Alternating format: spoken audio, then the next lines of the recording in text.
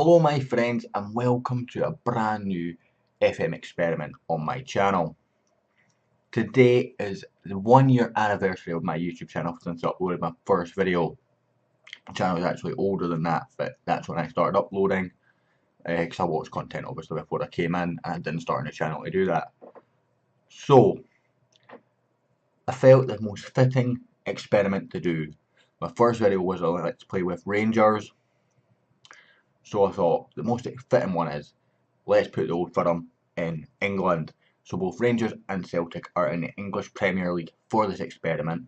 We're going to see how it goes. I've not edited any finances, reputation, stadium, anything like that.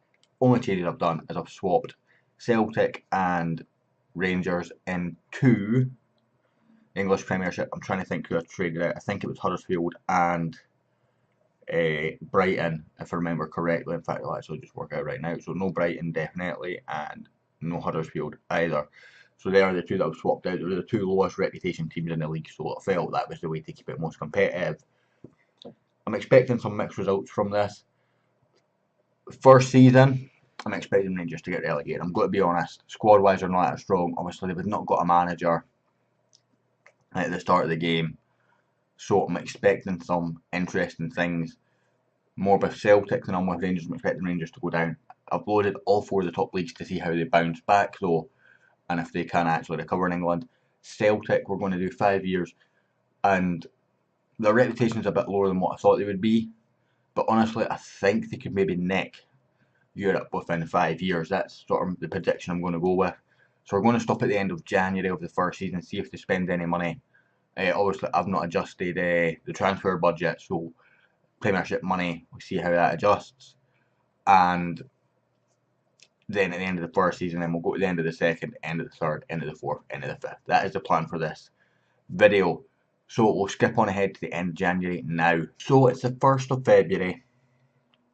Rangers have done a bit of business. They've hired Phil Parkinson as manager. He came from Bolton, if I remember correctly. They've brought in quite a lot of staff as well to assist with this rebuild.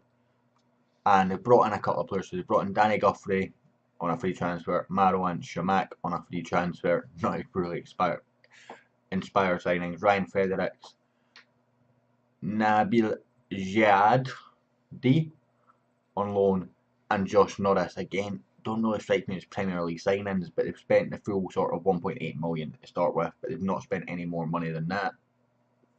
On the outs, Jack Adamson, a few loans, Kenny Miller sold, and Danny Candeias sold back to Portugal.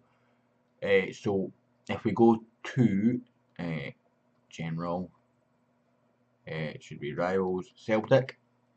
They're actually 17th in the league. I'm a bit surprised at that. Their transfer history is they brought in Tremolinas and sold James Forrest. So not a whole lot to go with here. League table as it stands has Celtic just above the relegation zone and Rangers bottom of the league, as I sort of predicted. I expected Celtic to be a bit higher up than 17th. We'll continue on though and go on till the end of the season. It's the end of season 1. Rangers got relegated as we predicted. They only picked up 4 points in the back half of the season from February actually. Celtic did avoid relegation, but they were under that magical 40-point mark, but so was a lot of teams. In fact, league tables maybe not quite as how I predicted it to go, to be honest here. You know, Burnley, Rangers, Swansea, we expect to go down. However, I expected Celtic to be higher, Southampton to be higher. You know, there's a lot of mix in this. So we'll go to Rangers again. Have a quick look at their transfer history. Did they bring anyone else in? They brought Wes Brown in, and Bruno Alves is going to be. That's actually quite a good deal selling Bruno Alves for that kind of money. So no more ins and only loans out. Staff wise, Phil Parkinson's still on the job. So we'll go back to Celtic, see if they've done any other sort of last minute business. So nope, no business there.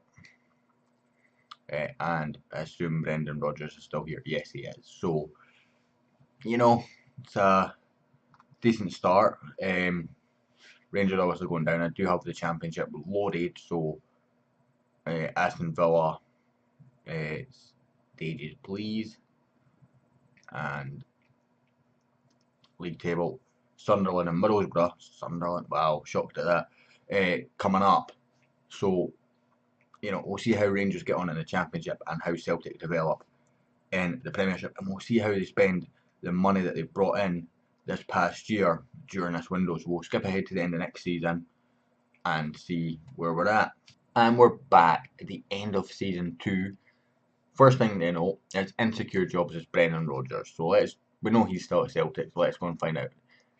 They have officially been relegated. A little disappointed in that. Brexit avoiding relegation by 3 points. 3 points worse off than last year.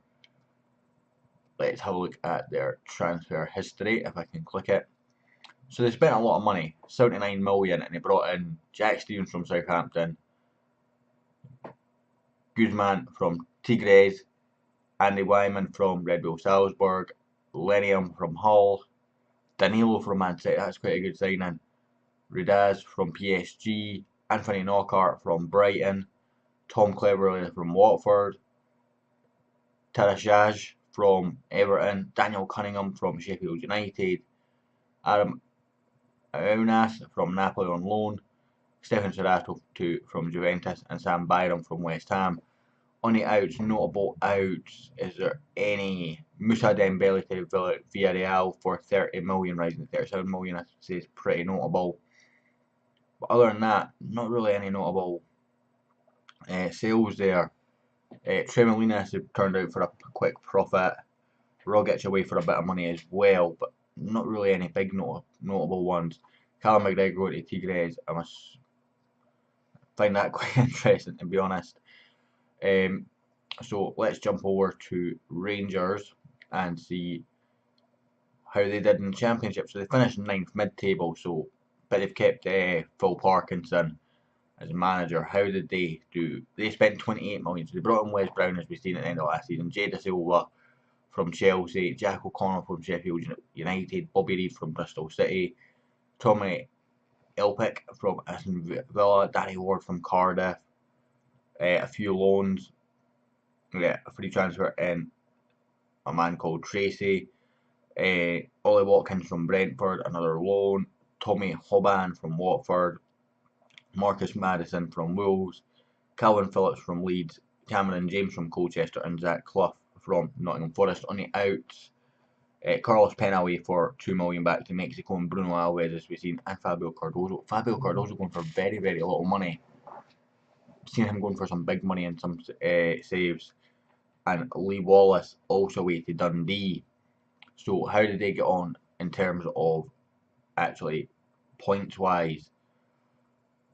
How do I go to here instead of changing the year? So they finished a lot behind the playoffs. They finished on 64 points. Playoffs, I think, is 69 there, so 5 points off the playoffs. I think that's where they'd be targeting. I'm expecting Celtic to bounce right back. If they don't after next season, to be honest, I'll just end it after 3 years, because I've seen that prediction that the old firm would go from strength to strength for England isn't going to happen. But I'm expecting at least one of them to bounce back next season. So we'll skip on another year, and I'll catch you for that in just a second. It's the end of season 4 now, guys. Got no idea where we're going to be. We're just going to quickly go to Rangers, who finished 5th in the Championship, still with Phil Parkinson. Their transfer history. So they brought in Kyle Walker-Peters. That's quite a good signing, actually. Billy Bodine from Bristol Rovers. Another set of loans. Ben Hamer. Aaron Lennon, an interesting signing, and Jay Rodriguez from West Brom. Major outs, James Tavernier for next to nothing, Graham Dorrans for next to nothing, as you'd expect for his age. Dapo Nabudi, I was about to say, but that was only a loan. So not a huge amount of money, only 6 million spent, 1.9 rather brought in, and they lost the playoff final to Aston Villa. I'm not going to click the league just yet, because obviously Celtic are in it. So Celtic finished 4th. Obviously they didn't get to the playoff final then, so that will be the end of the video once we've gone through their transfer history. They spent another 39 million. They brought in Daniel Botman from Sturm Graz, a load of loans, James McCarthy on loan as well, Danny Bath, Jerome Boga, George Thorne, Fabio Cardozo. That can't be. How's this ended up happening? Fabio Cardozo ended up at Celtic. I just want to laugh at that, guys. Jerry St. Juste, Fabio Contral, good signing there. Jaro Arewal, David really rate him on FM18. And Fabian Delphin, interesting signing. On the outs, Scott Brown away, Dedrick Boyata, Kieran Tierney eventually away, 45 million rising up to 51 million. So being in England certainly boosted that price and prolonged it. Lee Griffiths to Hull, Craig Gordon to Olympiacos, Wyman away back out, Johnny Hayes away, Anthony Knockhart away back out, Christoph Asia away for big money as well, Scott Sinclair away, Guzman away again as well, Simovic, Strato and Bogut all away. So let's see, Rangers obviously lost the playoff final, so let's have a look at playoff semi-final. Did we get an Old Firm? We did. We got an Old Firm playoff game. Rangers winning that on penalties to go through to the final where they lost to Aston Villa. And let's have a look at the league table. So they were equal on points. Celtic finishing above in goal difference, but they were well off the top teams of Sunderland, Wolves and Aston Villa. That's going to wrap up this episode anyway, guys. I'm a bit disappointed with the fact that we ended up in the Championship. We are at the top end of the Championship, but I was expecting just that a little bit more, particularly from Celtic, to be honest. If you enjoyed this video, hit the like button, hit the subscribe button, check out my Wanderer series, and I'll hopefully catch you all next time.